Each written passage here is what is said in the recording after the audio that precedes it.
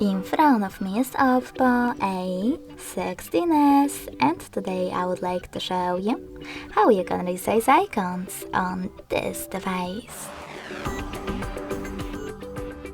First of all, go into Settings and access Personalizations. Then click on Icons and swipe left or right on this icon slider in order to adjust it. When you're ready, choose Apply.